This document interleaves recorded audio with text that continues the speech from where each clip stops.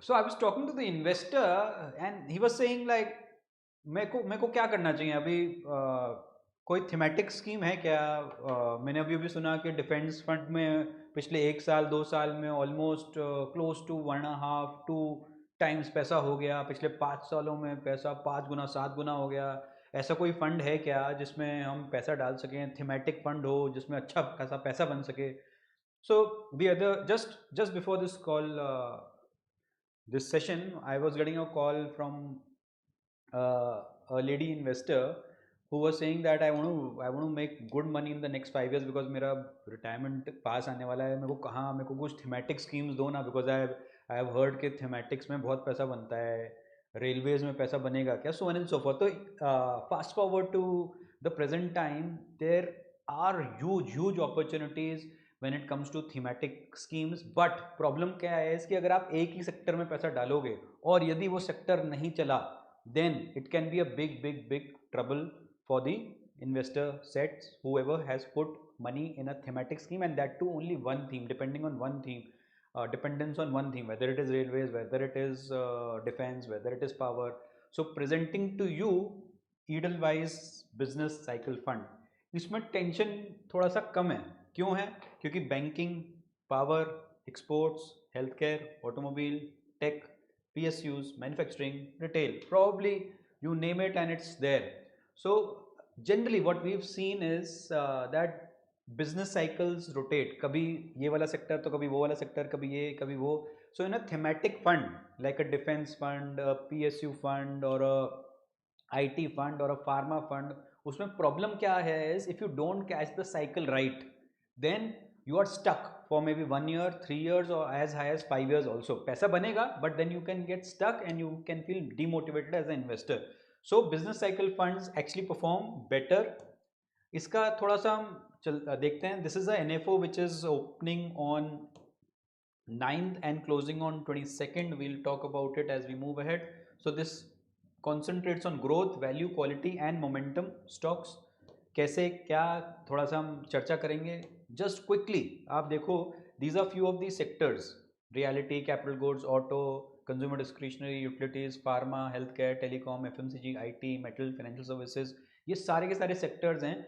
मगर इसमें एक स्ट्राइकिंग चीज़ क्या है, आप रियलिटी उठा लो, 51% down in 2011, whereas in the same year FMCG was up by 10%. Fast forward to 2023, the highest performing sector 82%, and FMCG is 31% and financial services 14%.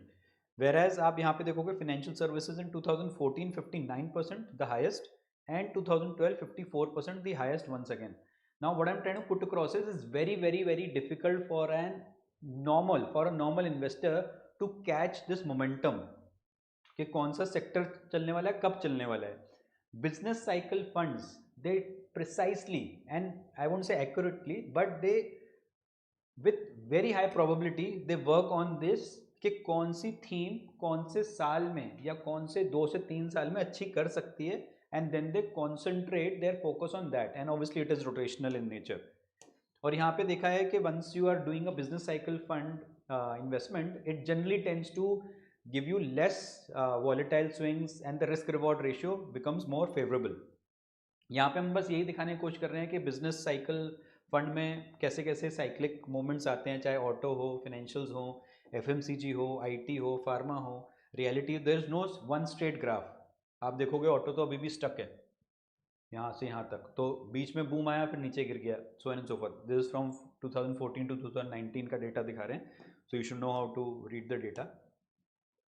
So typically अगर आप इस साइकिल में फंसे, मतलब यहाँ से रिसेशन आया, ये रिकवरी हुई, ये फुल रिकवरी, और फिर वापस अर्ली रिसेशन के साइंस आते हैं. So this is generally a traditional way. Business cycle funds में थोड़ा सा चेंज हो जाता है. वो ग्रोथ ओरिएंटेड प्रोडक्ट्स में भी पैसा डालते हैं, वो साइक्लिकल फंड्स में भी पैसा डालते हैं. Typically how this fund works is, अगर आप देखोगे एक diversified versus business cycle fund अगर आप देखोगे, so these are typically a diversified fund, चाहे fund A, fund B, fund C ले लो. इसमें क्या कर रहे हैं, ये फिनेंशियल सर्विसेज में हमेशा आप देखोगे एलोकेशन सबसे ज़्यादा है, इंफॉर्मेशन टेक्नोलॉजी में ऑलमोस्ट स्टैटिक है.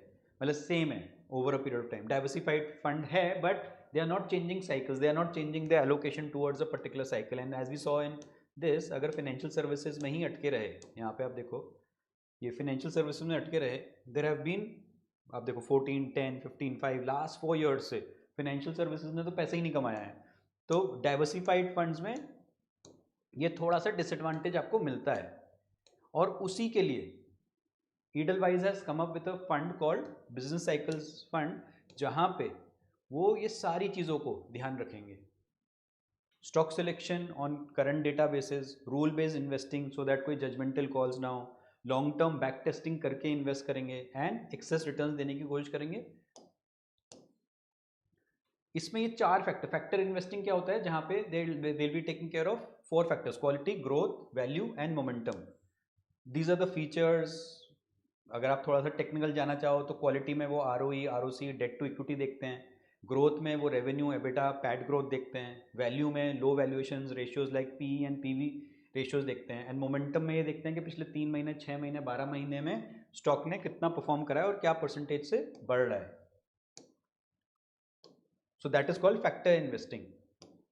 एंड अगेन अगर आप देखोगे फॉर वेरियस ईयर्स, कभी कुछ चलता है कभी कुछ चलता है, मतलब over a period of years कभी कभी मोमेंटम चलता है, कभी क्वालिटी चलता है, कभी ग्रोथ चलता है। तो अगर आप डाइवर्सिफाइड हो, so you actually tend to actually become a very good multi-cap category fund, and that is what precisely Edelweiss Business Cycle Fund is striving to give to its investors.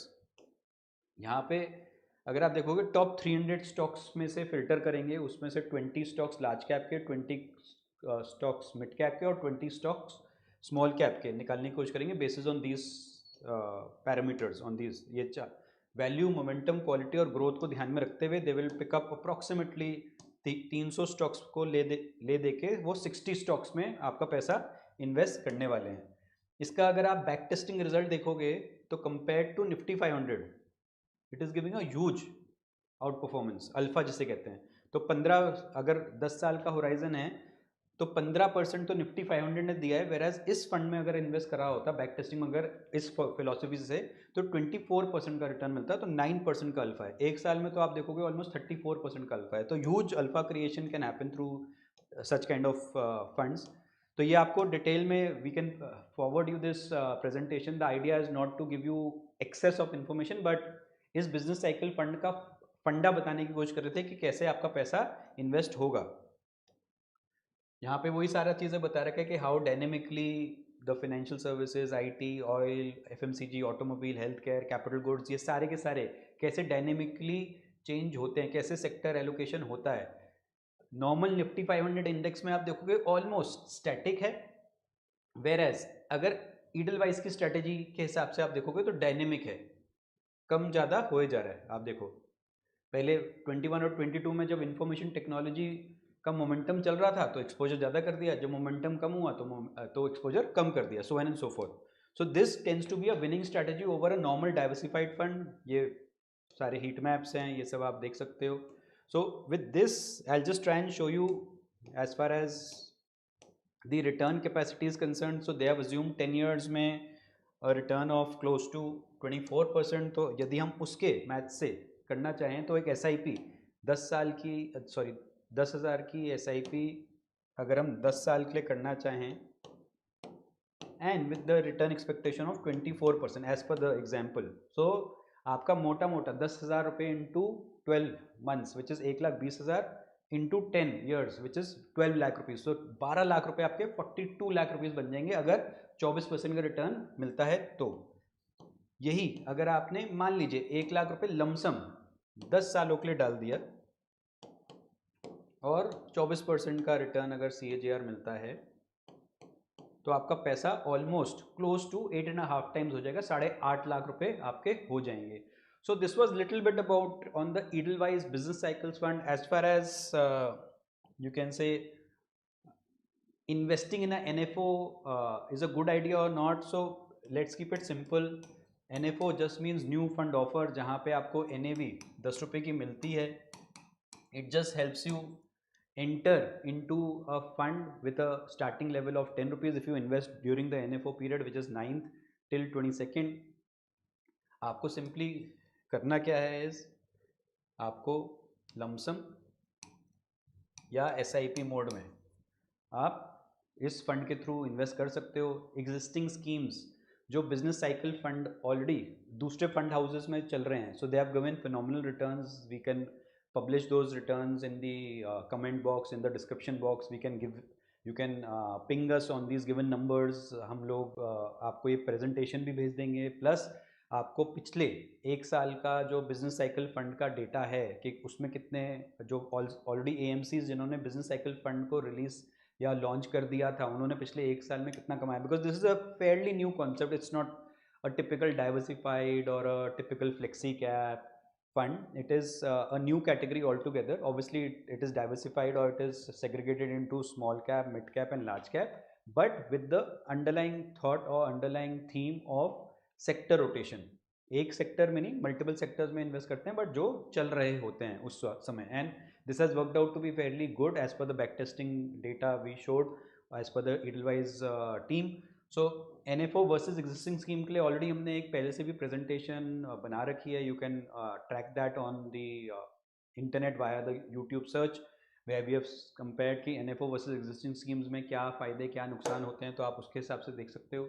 Other than that हमने 10,000 की आपको calculation दिखा दी, while we showed it at 24% as per them. But if you want just for some calculations और some for you can say data mining, अगर आप देखोगे 10,000 रुपये अगर 5 साल के लिए डालते हो और मान लीजिए 24 नहीं तो 18% का रिटर्न मिलता है, because this is generally going to beat the market. अगर एवरीथिंग इज गोइंग गुड और एक मार्केट नॉर्मल इंडेक्स आपको 14 से 16% देता है, तो आप इसमें 18 से 20% की एक्सपेक्टेशन रखना कोई बुरी बात नहीं है, because risk is higher, the reward is also higher. So 18% का भी आपको मिलता है, तो इन 10,000 की SIP से आप मोटा मोटा 10 लाख के आसपास पहुंच जाओगे। यही अगर 1 लाख रुपए 5 साल के लिए आप 18% के हिसाब से करते हो, तो आपका मोटा मोटा दुगना या सवा दो गुना पैसा हो जाता है। तो 1 lakh becomes 2.28 lakh rupees in a period of 5 years. So this is little maths around it. In case if you are looking for a one-to-one session or a one-to-one, you can say discussion with us, you can contact us on these given numbers. You can also book a call by clicking on the link, Calendly link, and we'll be happy to discuss on a one-to-one basis as to how and what we should be doing as far as our mutual fund investments and other investment products are concerned. So thank you so much. Till then, happy investing and thank you.